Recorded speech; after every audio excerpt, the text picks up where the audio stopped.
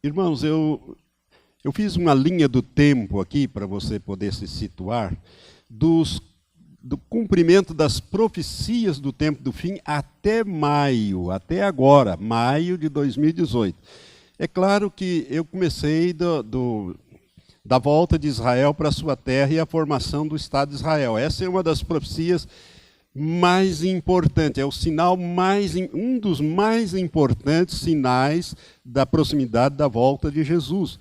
Por quê? Porque esse povo viveu sem pátria, sem território, sem governo, sem bandeira, e praticamente sem a língua hebraica durante 1878 anos, espalhados sobre a face da terra, até que Deus usou um chicote chamado Adolf Hitler para trazer os judeus de volta para a sua terra.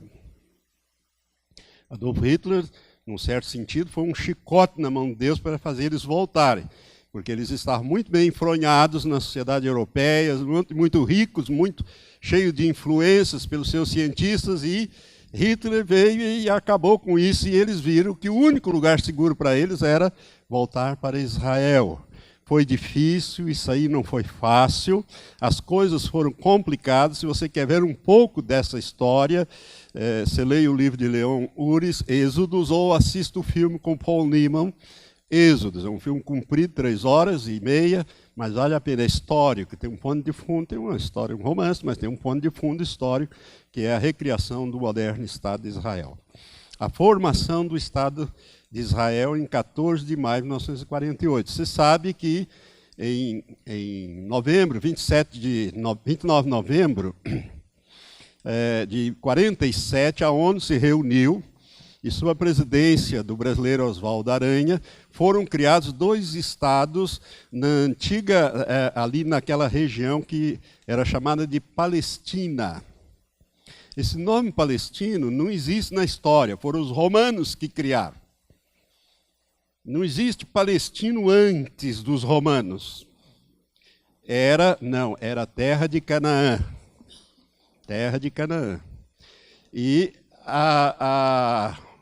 os romanos criaram, conquistaram tudo aquilo, reuniram numa seção só, num grupo só, e botaram o nome de Síria-Palestina. Síria-Palestina. E daí nasce o nome palestino que vem, ao longo do tempo espalhou os judeus, né, naquela revolta do ano 70, ficaram 1878 anos espalhados e voltam. E lá estavam esse povo remanescente árabe que ficou por ali, que se autodenomina o dono da terra. Mas aqui, para mim, não vou entrar muito nesses aspectos históricos, se você se interessar, veja Israel, o relógio de Deus, onde eu falo sobre isso detalhadamente. Aqui, irmãos, o que nos interessa é que Israel brotou como figueira. A figueira não foi plantada, ela já estava plantada, mas ela estava amortecida, como se estivesse sem vida. E, de repente, num dia só, dia 14 de maio de 1948, no dia em que cessou a interferência das tropas inglesas, cessou o mandato que a ONU tinha dado à Inglaterra para administrar aquela região, até que eles criassem ali 2 estados, como foram criados. Os árabes não aceitaram o território desses criados, queriam tudo, e os judeus aceitaram e proclamaram a sua independência no dia 14 de maio. No dia seguinte, começou a guerra, 8 países invadiram Israel, fortemente armado. Israel tinha umas espingardas, uns aviãozinhos teco-teco, umas coisas assim, e milagrosamente ganhou essa guerra. Isso é milagre. Eu detalho essas coisas em Israel, o relógio de Deus. Ali eu destrincho todas as guerras que Israel se envolveu até hoje. Israel é a menina dos olhos de Deus. Cuidado, irmão. Se você não ama os judeus, você está fora do contexto bíblico. Não é aprovar tudo que aquele povo faz, mas amar os judeus, porque eu abençoarei os que te abençoarem, e eu amaldiçoarei aquele que te amaldiçoar. Deus não muda de palavra. Quando ele fala uma coisa, ele vai até o fim com aquilo. Amém? Então foi neste dia que, no meu entendimento e entendimento de quem estuda escatologia, a figueira brotou. Ou seja, ela voltou à vida. E a partir dali ela começou a lançar folhas, né?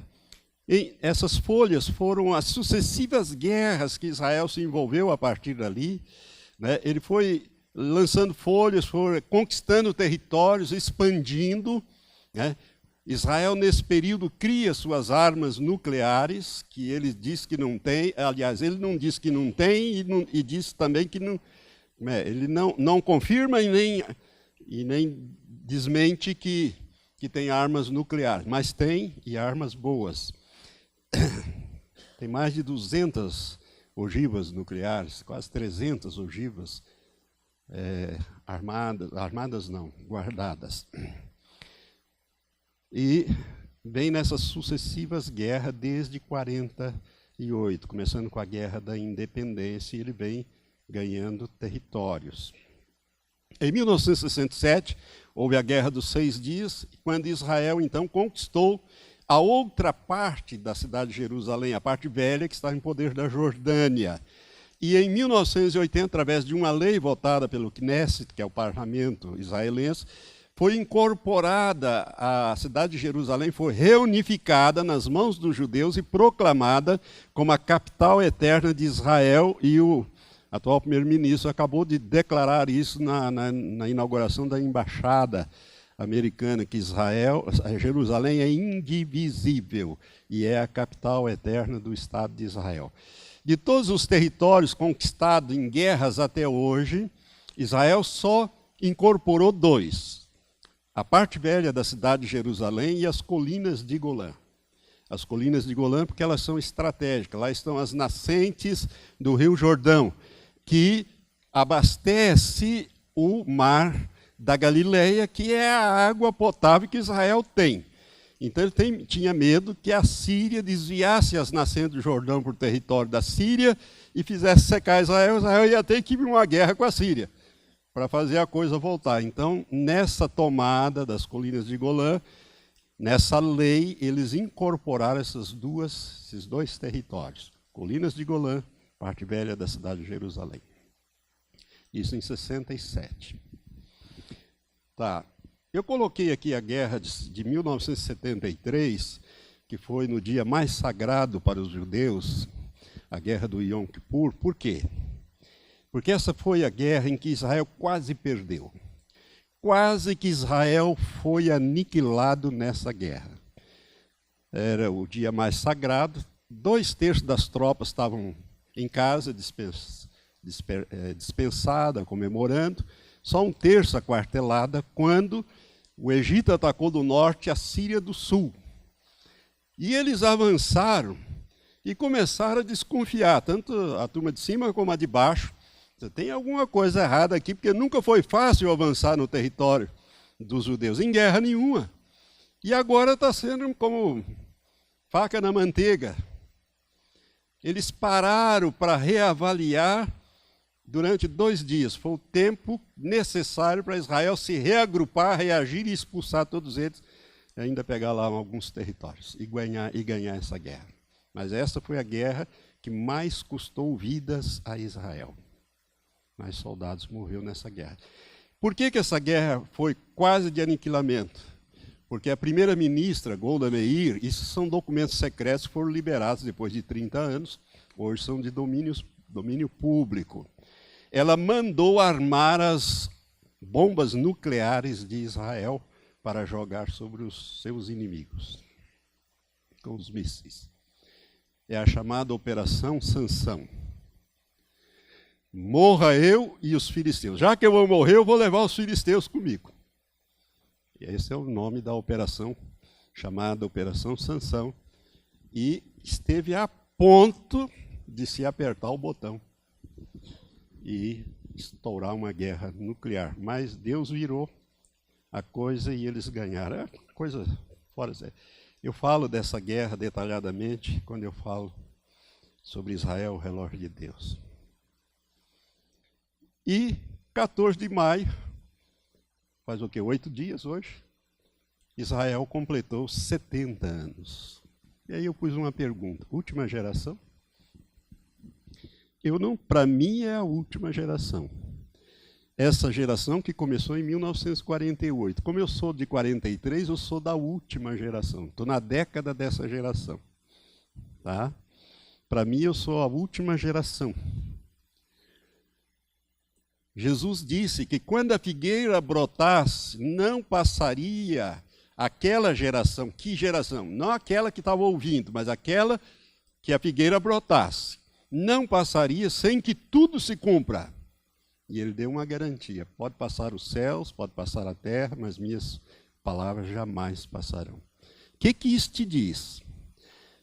Irmão, se eu faço duas especulações. Se realmente Israel é a figueira, e se uma geração dura 70 anos, como eu creio que dura, ou é 70 ou é 120, uma das duas coisas. Né? Por que eu acho que é 70? Por quê? Para o último ano, o homem que viveu aquela enormidade de séculos, que foi Noé, Noé viveu 950 anos, conforme está lá no capítulo 9 de Gênesis, o último versículo. 950 anos viveu esse homem.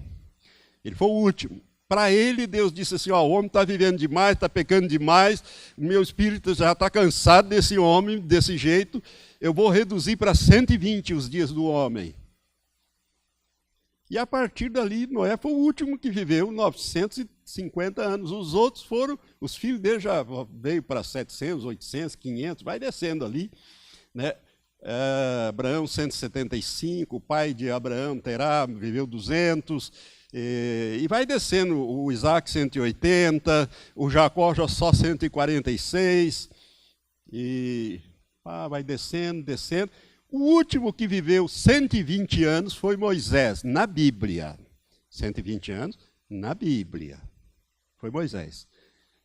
Para Moisés, Deus diz no Salmo 90, a duração da nossa vida, Moisés, da sua vida, é de 70 anos. Se alguns, por a robustez, chega a 80 ou mais, o que acontece com ele é enfado e canseira.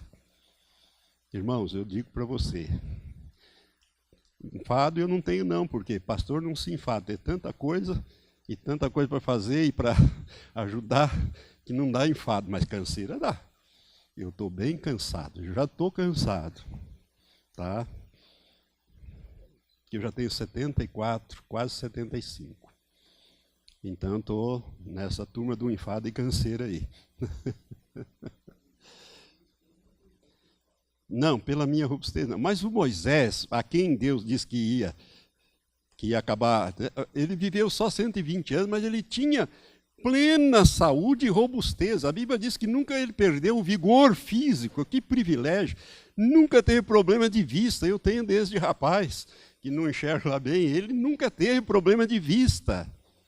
A Bíblia fala de Moisés, Moisés podia ir lá para os 180 tranquilamente, mas desobedeceu a Deus, que a gente pensa que é uma coisa pequenininha, ferido pelo rebanho. Deus diz, não fala mais nesse assunto, sobe nesse monte aí e morre.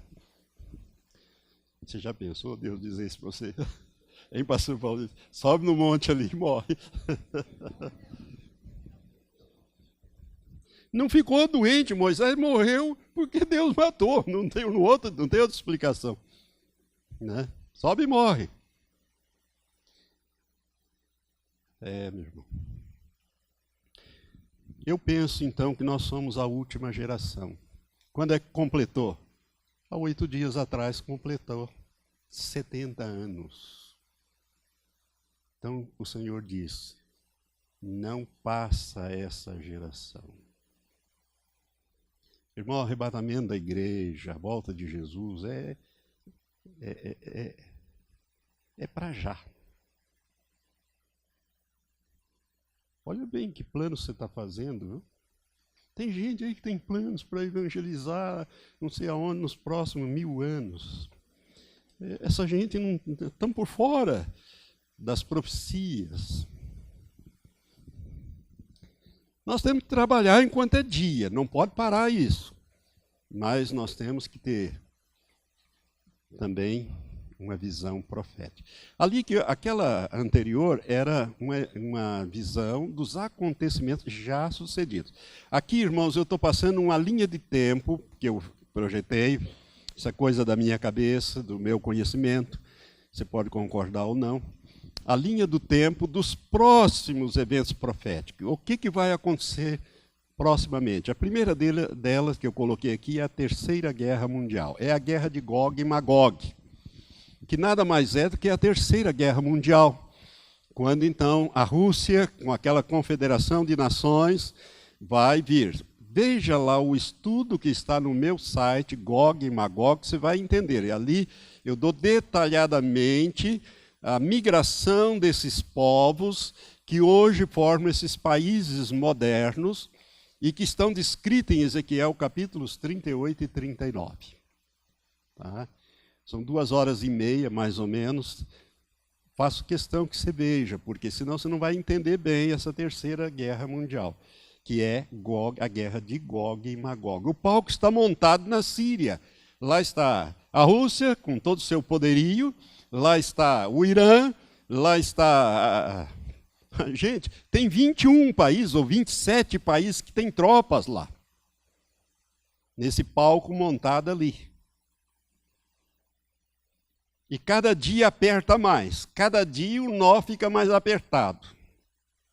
A Terceira Guerra Mundial vai surgir ali. Não é lá com o coreano, tá? já ficou bonzinho outra vez e tal. É ali. O nó está ali. É ali que vai acontecer a coisa.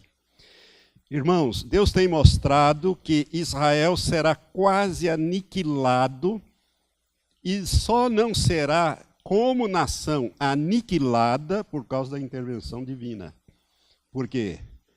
Porque Miguel, o grande príncipe, é que se levanta em favor dos filhos do teu povo.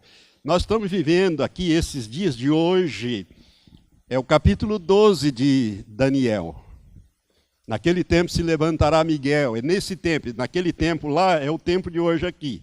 Se levantará Miguel, o grande príncipe, se levanta em favor dos filhos do teu povo. Miguel é o comandante dos exércitos de Deus. Ele é um arcanjo, um comandante de anjos. Ele não é um simples anjo, ele é um comandante de anjos. Olha, esse nome Miguel é um nome poderoso. Você sabe o que significa?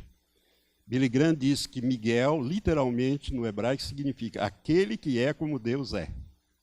Mamma mia.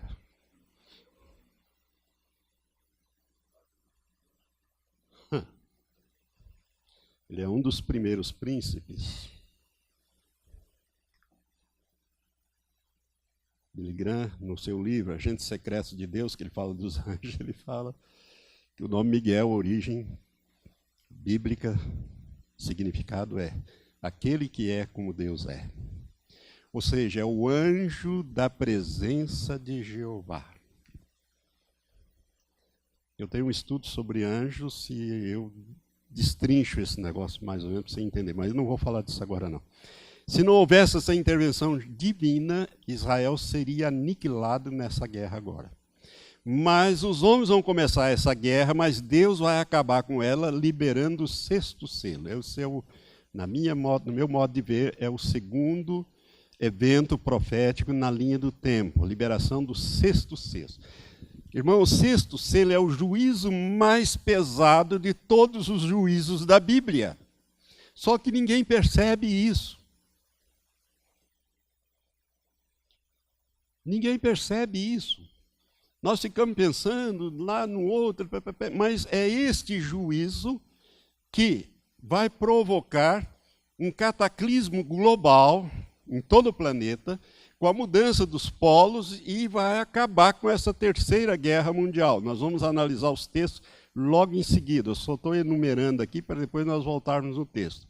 O sexto selo vai provocar um caos global. Um caos global.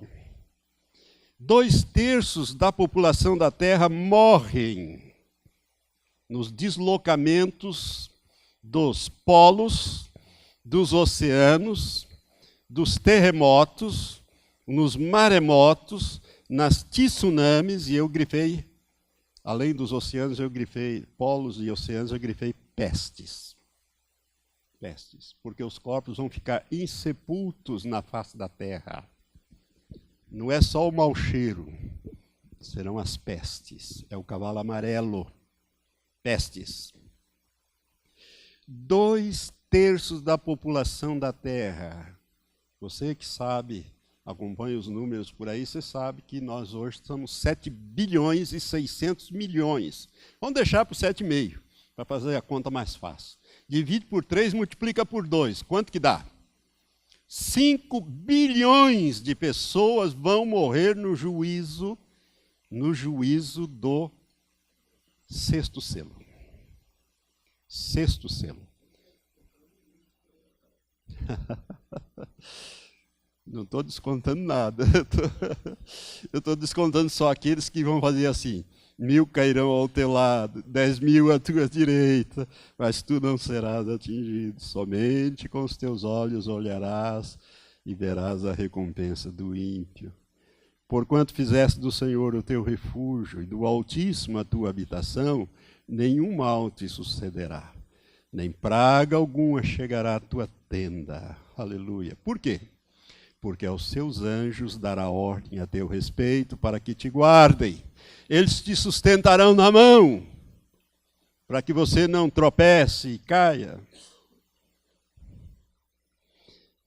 Irmão, você tem que decorar o Salmo 91, deixar ele entrar no seu espírito e gerar uma rema, uma verdade revelada. Deus tem mandado fazer isso várias vezes.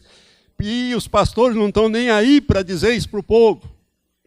Por isso que Deus anda bravo com todos nós. Eu falo isso na igreja. Já cansei de falar isso. E aonde eu vou, eu falo. E agora estou falando para você falar lá na sua igreja. Porque o Senhor vai cumprir as promessas do Salmo 91, literalmente na vida do seu povo. Estarei com ele na angústia. Livrá-lo-ei. Eu não vou livrá-lo da angústia. Eu estarei com ele na angústia. Livrá-lo-ei. E lhe mostrarei a minha salvação, o meu livramento.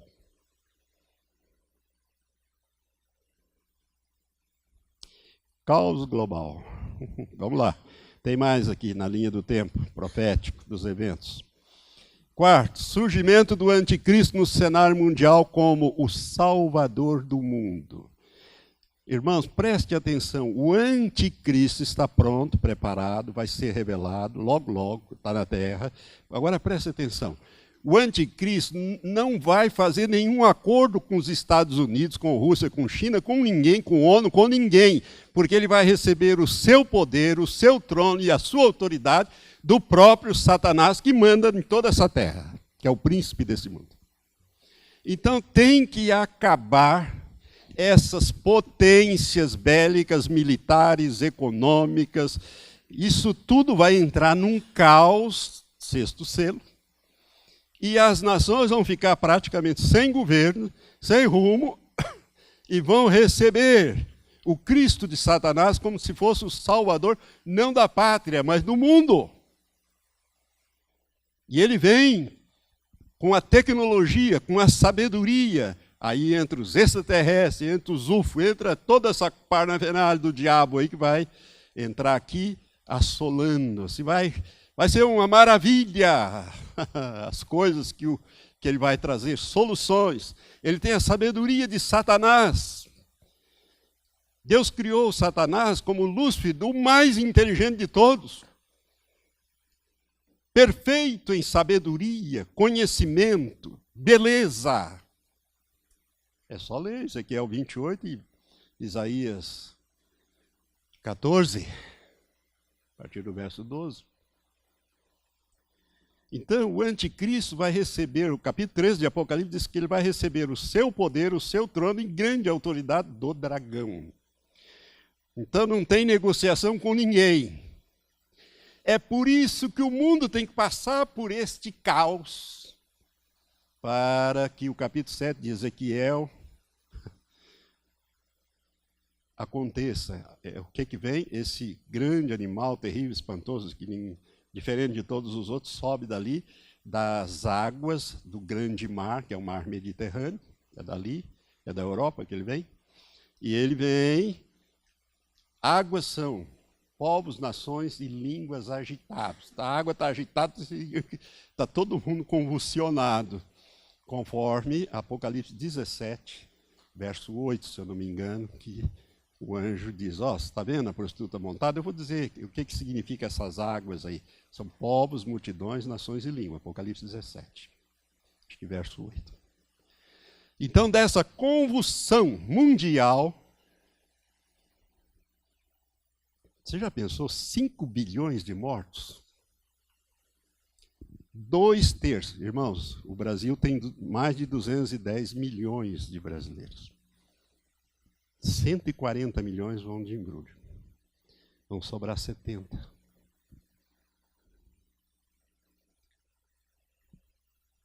Você pensa que Brasília vai ficar em pezinha? Você pensa que Rio de Janeiro não será totalmente destruído e inundado?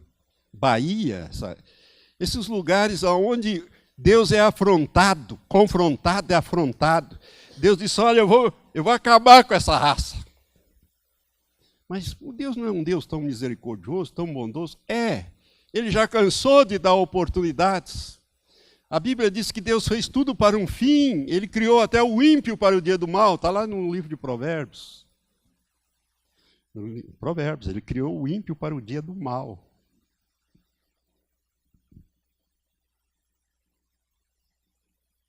Nós temos esse cenário, então, aqui.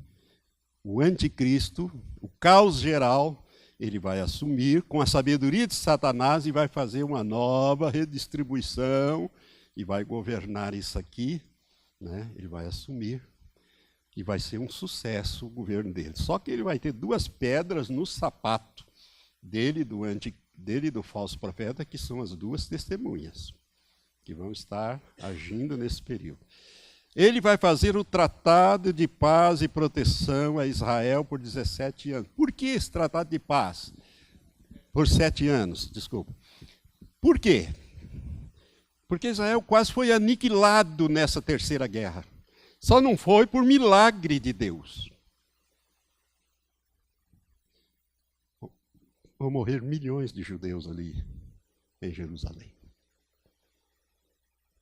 Mas Deus vai intervir. Coisas espantosas vão acontecer sobre Jerusalém. E ele vai, então, fazer esse tratado para durar 7 anos, ou 1 semana de anos proféticos, lá da 70ª semana. Mas na metade ele quebra isso, você já sabe como é que vai ser esse negócio, né? Ele vai autorizar a reconstrução do terceiro templo. Essa turma fica falando de Trump, Donald Trump diz, o Putin. É quem não sabe profecia, quem não conhece a palavra de Deus. Você tem que entender, irmãos, que Deus tem uma agenda, um propósito, uma revelação. Ele vai fazendo as coisas no seu tempo. Não é no cronos do homem, é no kairós de Deus. Não, kairós de Deus. Às vezes confundo essas 2 palavras. É o kairós de Deus, que é o tempo de Deus, tempo oportuno de Deus.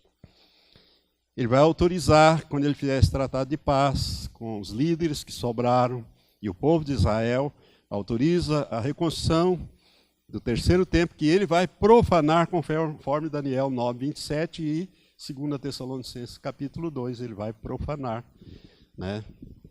2 de 1 a 10. Depois você veja esses textos lá. Aí nós temos a mulher no deserto, é bem nesse período aí.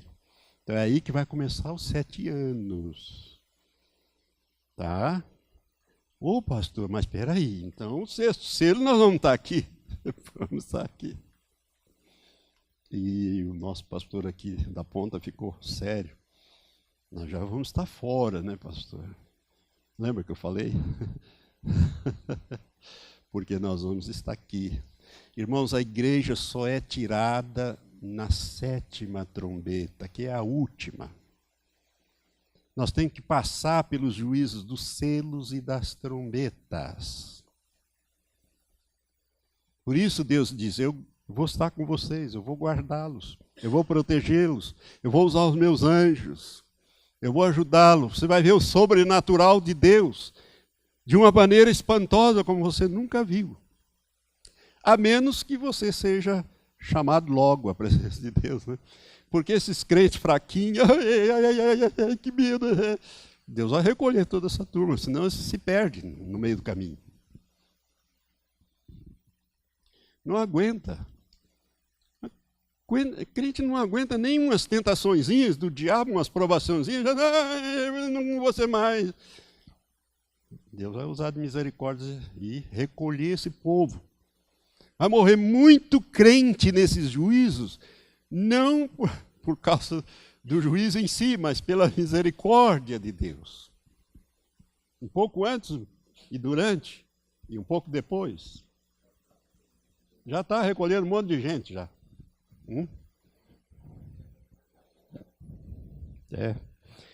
Então, chamada santa. Então, irmãos, é verdade, essas coisas vão acontecer. Deus vai usar de misericórdia com muitos que se perderiam, não, mas Ele está preparando também um exército de gente com lombo forte para esse tempo. Gente que conhece o seu Deus e fará proeza nesse período.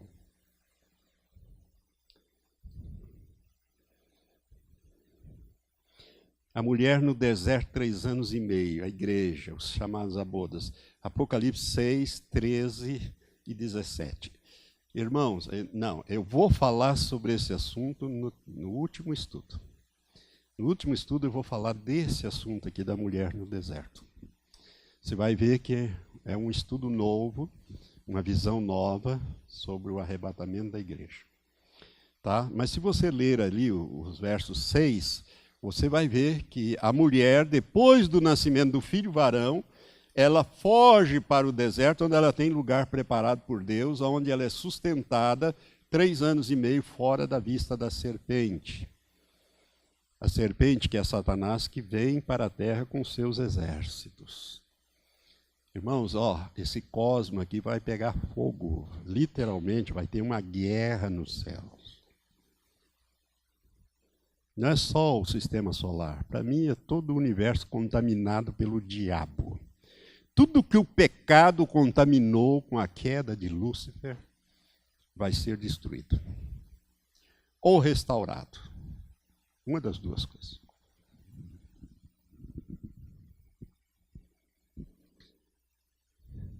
Arrebatamento.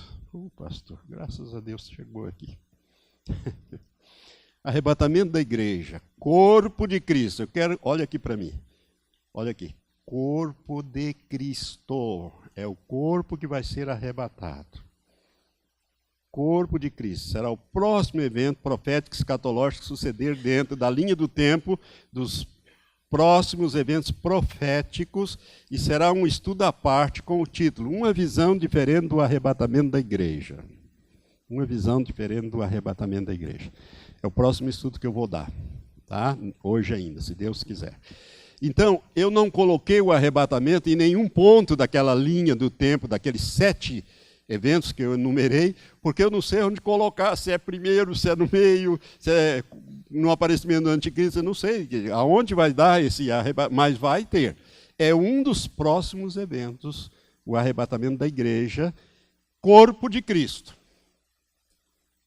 Depois você vai ver a diferença entre igreja, corpo de Cristo e mulher no deserto. Juízos do 6º selo. Agora que nós vamos voltar no texto, que eu disse que nós íamos analisar alguns textos. Juízo do Apocalipse 6, versos 12 a 17. Vamos ler. E na medida que eu for lendo, nós vamos comentando. Vi quando o cordeiro abriu o 6º selo, e sobreveio grande terremoto. Presta atenção, nenhum terremoto, por mais grande que seja, consegue abalar a terra, tirar a terra do seu eixo, tá? Porque ele tem um ponto localizado.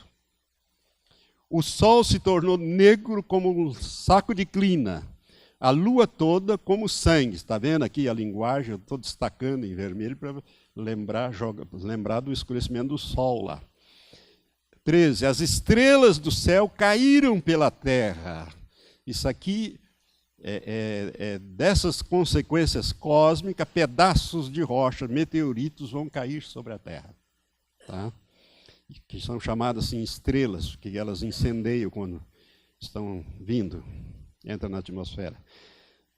Como a figueira, quando abalada por vento forte, deixa cair os seus figos verdes. Olha, para você arrancar figos verdes de uma figueira, o vento tem que ser para lá de forte. E o céu recolheu-se como um pergaminho que se enrola. Então os montes e ilhas foram removidos do seu lugar. Irmão, olha para a severidade desse juízo. Montes e ilhas removidos do seu lugar. O céu recolhe como um pergaminho, a coisa entra em colapso. Tudo que nós vemos aí em cima, o sistema estelar nosso, o sistema solar. Os montes se projetam. Continua aqui. Os reis da terra, os grandes, os comandantes, os ricos, poderosos e todos os escravos, todos livres, se esconderam nas cavernas e nos penhascos dos montes, ou seja, nos abrigos atômicos que já estão prontos, cidades verdadeiras com ferrovias, rodovias, ferrovias, ligando um estado a outro. Nos Estados Unidos tem isso, na Rússia também tem, essa coisa toda. Penso que eles vão escapar lá dentro. E disseram aos montes e aos rochedos: caí sobre nós e escondei-nos da face daquele que se assenta no trono e da ira do Cordeiro, porque chegou o dia, chegou o grande dia da ira deles. E quem é que pode subsistir, suster? Aquele videozinho que eu mostrei sobre Chicago, você viu aquela estrela lá? Está bem longe da Terra, mas agora imagina essa coisaiada chegando perto da Terra. A turma vai se meter nos buracos, eu prefiro morrer. Eu prefiro que caia esses negócios acima de mim aqui, porque eu não vou aguentar mais. Não vou. Irmãos, preste atenção nesse texto que eu vou passar e comentar agora. Zacarias 13, versos 8 e 9, na minha opinião, é o sexto selo de Apocalipse 6, 12. Então, o que é descrito em Zacarias, no Antigo Testamento, é detalhado no Novo Testamento, na revelação a João do sexto selo, a partir do verso 12, que é o texto que nós acabamos de ler. Olha o que o Senhor fala aqui. Em toda a terra, diz o Senhor, as duas partes delas serão exterminadas e expirarão, mas a terceira parte restará nela. Pastor, irmão, o que você extermina lá na sua casa? Você extermina rato, barata, pernilongo, morcego, escorpião, plantas daninhas, ervas daninhas. Isso você extermina. Olha a linguagem que Deus está usando aqui. Em toda a terra. Tem dúvida que é todo o globo? Não. Eu vou matar 2/3 partes. Vou exterminar. Não vou deixar nem raiz nem ramo. Malaquias 4, capítulo 4. Deus disse assim, olha, eu não vou deixar nem raiz nem ramo. Eles vão virar cinza debaixo dos seus pés. Quando nascer o sol da justiça, vocês vão pisar em cima deles. Ou seja, o milênio, o sol da justiça, a presença de Jesus na terra, etc. Então, eles vão ser cinza. Esterco, cinza. Vão virar pó. Nem raiz, nem ramos. Ou seja, queima os vivos e arranca até as genealogias, os filhos, netos, a raiz. O juízo de Deus em cima do ímpio é para valer. A mão do Senhor é forte, é poderosa. A gente brinca com, muita gente acha que Deus é um velhinho, cabelinho tudo branco, de bengalinha, passando a mão na cabeça das crianças. Não tem nada disso, irmãos. A Bíblia diz que terrível coisa é cair nas mãos do Deus vivo, porque Ele é fogo que consome, que devora. Em toda a terra, 2 partes delas serão exterminadas. Mas Deus diz, eu vou deixar uma terceira parte nela. E eu não ouvi nenhum amém. Oh, glória pela essa terceira parte. Mas olha o que ele fala dessa terceira parte. e farei passar essa terceira parte pelo fogo, e a purificarei, como se purifica a prata. E eu curiosamente, coloquei aqui qual é o grau que a prata funde. A 961,8 graus Celsius, ela se funde, ela entra em fusão, né? Ela passa de sólido para líquido. E aí suspende, vem à tona toda a sujeira, se limpa a sujeira e fica só a prata pura. A purificação da prata. E a provarei como se prova o ouro. O ouro é 1064 graus Celsius. Ela invocará o meu nome, e eu a ouvirei e direi, é o meu povo. E ela dirá, o Senhor é o meu Deus. Então, se você prestou atenção, dos 2,5 bilhões, Deus vai tirar um povo pequeno para ele, porque a provação é muito violenta. Eu vou colocar mais para frente, mas desde já quero adiantar para vocês. São os juízos das trombetas, que são essa provação aqui, ó. E nós estamos no 6º selo. O 6º selo e Zacarias é o mesmo.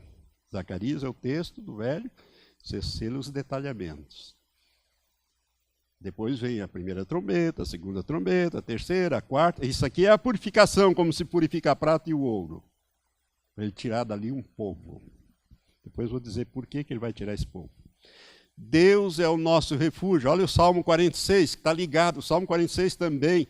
Muita gente pensa que o Salmo 46 é poético e faz poesia e canta e não sei o quê. Ele é escatológico, ele é profético. Deus é o nosso refúgio e fortaleza, socorro bem presente na tribulação. Quando é que ele é o nosso socorro mesmo? Na tribulação.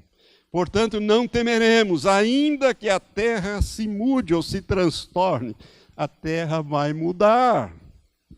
Pô, pastor, eu pensei que era uma linguagem poética, e a terra ia ficar toda florida, mudar, plantar florzinha e tal, ia ficar, né, limpar os rios, vamos fazer ecologia aí. Tem até uns crentes metidos nas ecologias da vida aí e tal, né? E vai embora, tem igrejas metidas nisso. Para transformar a terra. Deus vai fazer isso, irmão. Pode deixar com Deus. Primeiro ele destrói o que está feito, o que a empiaiada fez, o que o diabo criou, inspirou os homens a fazer. Depois ele vai fazer tudo novo e perfeito. Ainda que a terra se transtorne ou se mude, e os montes se abalem ou se projetem para o meio dos mares, ainda que as águas tumultuem e espumejem, e na sua fúria os montes se estremeçam. Irmão, deixa eu te dizer uma coisa. Quando Deus abalar a terra vai fazer assim, ela cambaleará, Isaías 24 diz que ela cambaleará como um cambaleio bêbado, para lá e para cá. E sacudirá como sacode a rede de dormir. Isaías 24. Agora imagine as cidades na beira dos oceanos. O povo na beira do oceano. O que faz? Para lá e para cá, para lá e para cá. Essas águas vão entrar quilômetros, em uma altura violenta. Vai jogar cadáver lá para não sei aonde, depois vai arrastar esses cadáveres para dentro do mar. O mar vai ficar, por isso que o mar não vai existir mais, ele vai ficar todo contaminado, com peixe morto, com gente morta, com tudo, um monte de coisa ali. Então Deus está dizendo aqui que ele vai balançar a terra, o abalar da terra e dos céus. Eu vou chegar mais para frente. Mas eu quero que você veja que é isso aí, ó. Né? Até botei aqui um chacoalhazinho assim. Salmo 46. Há um rio cujas correntes alegram a cidade de Deus e o santuário das moradas do Altíssimo. Isso aqui é um fôlego para você respirar e dizer glória a Deus, aleluia. Deus está no meio dela, jamais será abalada. Deus a ajudará desde amanhã. Amém. Mas Deus continua dizendo, bramam nações, agitam nações, gritam, reinos se abalam. Ele faz ouvir a sua voz e a terra se derrete, se dissolve. A voz de Deus não é a voz, não é uma voz qualquer não, irmão.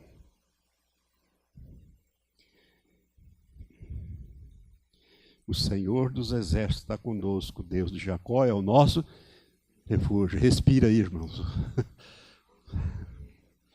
Vinde, diz o Senhor, e contemplai as obras do Senhor, as assolações que ele efetuou na terra. Ele faz cessar as guerras até os confins da terra. Quebra o arco e despedaça a lança, mas queima os carros no fogo. Mas como é que ele faz isso? Com esses juízos todos. Não vai ser fácil, mas ele acaba com a guerra. No milênio não tem guerra. Não tem nem capeta, nem demônio, nem Satanás, tudo preso lá no abismo. Milênio é um século sem guerra. Um século não, um milênio, 1000 anos sem guerra, sem violência, sem tristeza, sem futebol, sem carnaval, sem Olimpíada, sem churrasco. Sem churrasco. Deus não vai matar os bichinhos para te dar carne para comer, não. Ele fará uma aliança com todas as feras da terra, tirará toda a ferocidade dos animais. O leão vai pastar junto com o boi, o cordeiro vai comer capim junto com o lobo. Em vez do lobo comer o cordeiro, ele vai comer capim. A criança vai puxar a cobrinha pelo rabo, enrolar ela assim, bater na cabecinha dela, botar a boquinha dela no dedo e ela não vai apertar. Porque Deus fará uma aliança com as feras da terra em favor do homem, no milênio. O estudo do milênio é glorioso, só fiz uma vez na igreja. Ficou 5 horas, eu falei, Senhor, cada vez Deus começou a me dar mais. Eu falei, não, vamos parar, Senhor, porque eu não aguento mais. Esse negócio vai ficar quilômetros, que foi em 98.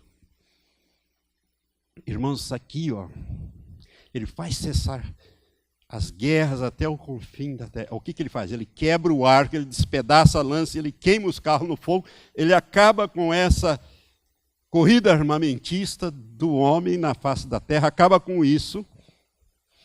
Aquietai-vos, diz o Senhor, e sabei que eu sou Deus, sou exaltado entre as nações, sou exaltado na terra. Aleluia. Quando eu comecei a entender essas coisas mais profundamente, um dia eu estava muito preocupado e eu cheguei no templo e ajoelhei para orar, como eu faço antes de todo culto. Eu comecei a orar e falar, Senhor, como que vai ser isso? O que eu vou dizer para essas ovelhas do Senhor? Eu fiz assim uma pergunta assim retórica, mas sem esperar a resposta, né? Fiz, o que eu vou falar? O Espírito Santo me falou com uma voz tremenda, audível e forte. Você sabe que o Espírito Santo, comigo é assim, quando ele fala comigo é uma voz de autoridade e autoritária. É diferente da voz de Jesus, que é amorosa. Porque ele está aqui para nos guiar, ele não está aqui para ficar nos paparicando, não. Ele está aqui para botar a gente nos eixos e na linha. Ele disse assim para mim, literalmente, eu levei um susto, ele disse assim, diga-lhes, aquietai-vos e sabei que eu sou Deus. Sou exaltado entre as nações, sou exaltado na terra. Ele me mandou dizer isso, então estou adiantando para você que é isso que eu vou dizer quando a coisa ferver, lá e para cá, para o meu povo que congrega comigo. Né? Eu vou dizer, olha, o que o Senhor mandou dizer foi isto. E ele já falou isso há tempo, que ele mandou falar, é para você confiar. Aquieta e saiba que Ele é Deus. Ele vai ser e será exaltado na terra, será exaltado entre as nações. O Senhor dos Exércitos está conosco, Deus de Jacó é o nosso refúgio. Aleluia! Glória a Deus! Aleluia! Vamos nesses 25 minutos avançar mais um pouco. O abalar da terra e dos céus, tudo tem a ver com esse negócio de o sol morrer. Joel 2, versos 10 e 11, diz assim, diante dele treme a terra, olha a terra outra vez tremendo. Não é um tremorzinho qualquer, não, irmão. Deus está no contexto aqui. E os céus se abalam, o sol e a lua se escurecem, e as estrelas retiram o seu resplendor. O Senhor levanta a sua voz, ou levanta a voz, diante do seu exército, porque muitíssimo grande é o seu arraial, porque é poderoso quem executa as suas ordens. Sim, grande é o dia do Senhor e muito terrível. Quem o poderá suportar? Quem que executa as ordens de Deus? Quem que vai vir montado num cavalo branco, com um manto salpicado de sangue, com coroas na cabeça e com os exércitos montados em cavalos brancos? Se você estiver com Jesus, você vai voltar. O manto está todo salpicado de sangue. Tem umas profecias gloriosas sobre isso, irmão. Jesus de Nazaré, mas ele agora vem como Rei dos Reis e Senhor dos Senhores. E vai implantar o reino dele aqui, para travar a batalha do Armagedon. Terceira Guerra Mundial, depois a batalha do Armagedon. Esta é uma batalha diferente dessa Terceira Guerra Mundial. Essa Terceira Guerra aqui, os homens vão lá com as suas bombas e joga para lá, joga para cá. Você vai ver umas coisas aqui. São coisas grandes que eu tenho para mostrar para os irmãos. Eu não vou conseguir fazer tudo, mas nem que nós varamos um pouco aí, nós vamos para frente. Ageu 2, 6 e 7, o Senhor fala do abalar da terra e dos céus. Pois assim diz o Senhor dos Exércitos, ainda uma vez, dentro em pouco, para Deus é pouco, foi 2 dias só que passaram. Tá? 2 dias e pouco ali no caso de Ageu. Farei abalar o céu e a terra e o mar e a terra seca. Para não deixar dúvida que ele está falando da terra, ele diz, farei abalar o céu, a terra, o mar e a terra seca. Farei abalar todas as nações e as coisas preciosas de todas as nações virão e encherão de glória esta casa, diz o Senhor dos Exércitos. Deus está falando aqui do abalar dos céus e da terra. 2 vezes ele fala em Ageu. O segundo texto é o verso 21. Fala Zorobabel, governador de Judá, farei abalar o céu e a terra. Eu não posso parar muito aqui, porque eu tenho que avançar um pouco. 3 vezes o Senhor fala de abalar os céus e a terra na Bíblia. 2 em Ageu, que eu mostrei agora, e a outra em Hebreus, lá no Novo Testamento. E esse texto de Hebreu é muito importante, principalmente para nós.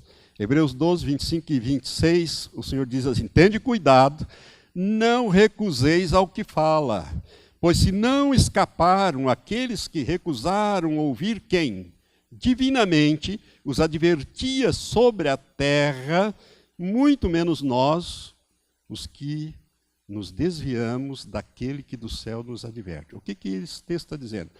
Que se os judeus, quando Deus desceu no Monte Sinai para dar a lei, o monte fumegava e tremia tudo ali em volta tremendo, o povo, e o sonido da buzina e aquele barulho, o povo disse para Moisés, não fala Deus conosco, nós não vamos aguentar. Fala Deus com você e você depois fala com a gente. Lembra? E Moisés fez isso, e Moisés foi, então ele diz, se não escaparam aqueles, e não escaparam mesmo, que só escaparam 2 de toda aquela turma lá, né?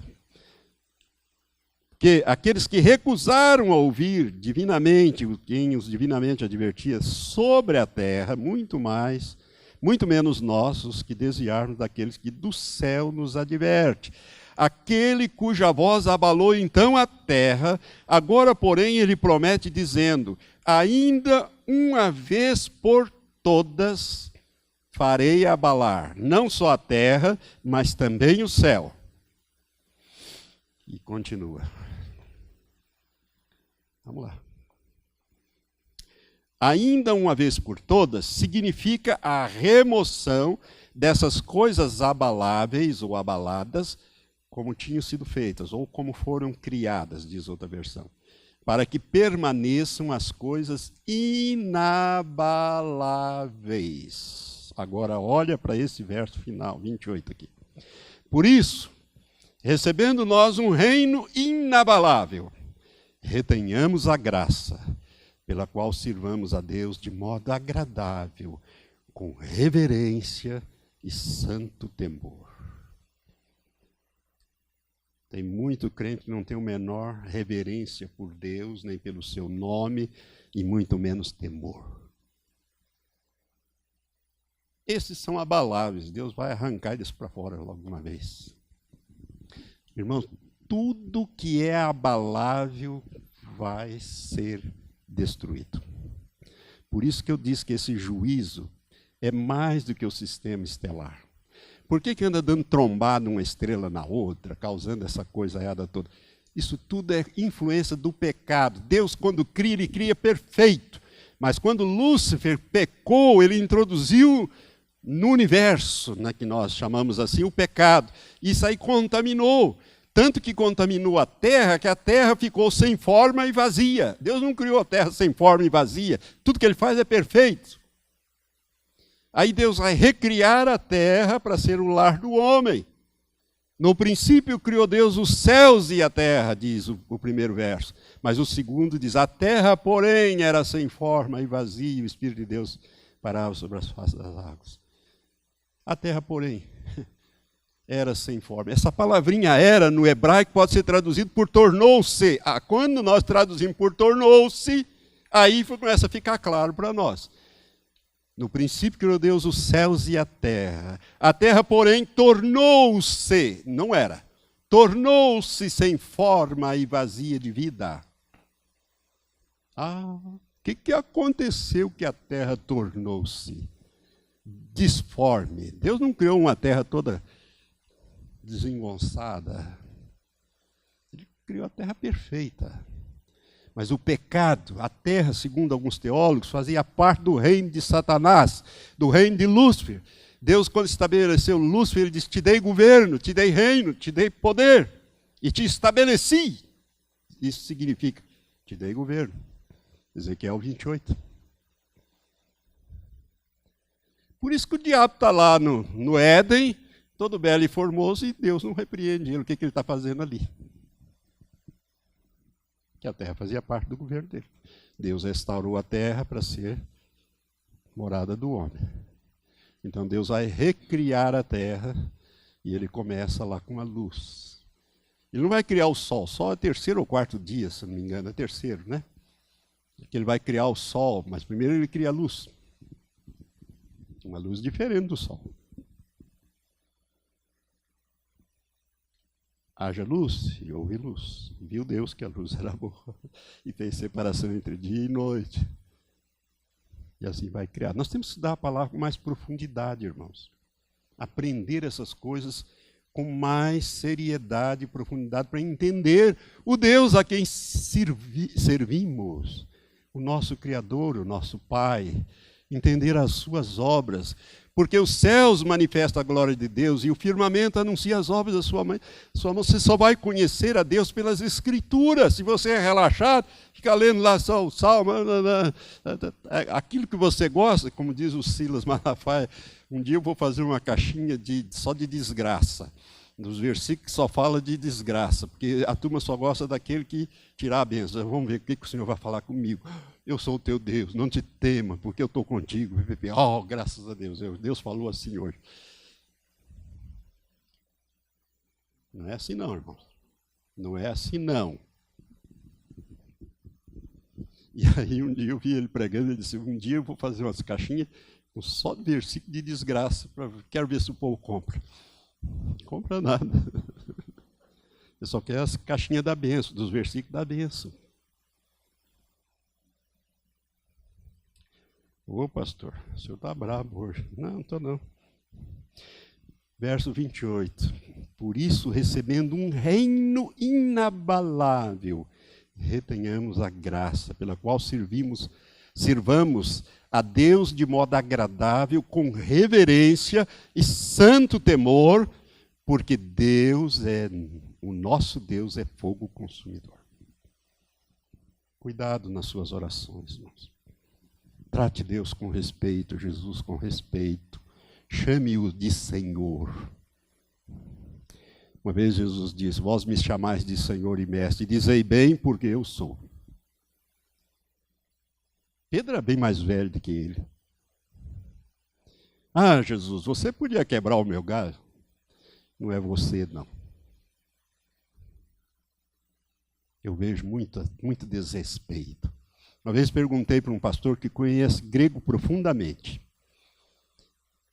Leu o Novo Testamento assim, no grego ele vai traduzindo para você. Tanto que ele conhece o grego. E eu disse, fulano, essa palavra temor, o que significa no original? Qual é o sentido? Ele olhou para a palavra, olhou e disse, pastor, essa palavra tem o mesmo significado da atual palavra paura em italiano. Paura. O que é paura em italiano? Medo, mas medo mesmo. Eu tenho paura, eu tenho medo. Temor, mais do que temor reverencial. É reverência, é mais, é medo de Deus. É medo de pecar. Porque se eu peco, eu sei que eu tenho uma sentença divina. Não brinco com Deus. Deus não pode, não se escarnece. Deus não vai passar a mão em cima da sua cabecinha, não. Você vai ter que colher o que você semeia. Isso é ter medo de Deus. É temer a Deus. O testemunho que Deus deu de Jó é para Satanás. Viste o meu servo Jó? Homem íntegro e reto, que teme a Deus e se desvia do mal. Não era Deus que desviava Jó do mal, era o Jó. Por temor a Deus, por ter medo de Deus.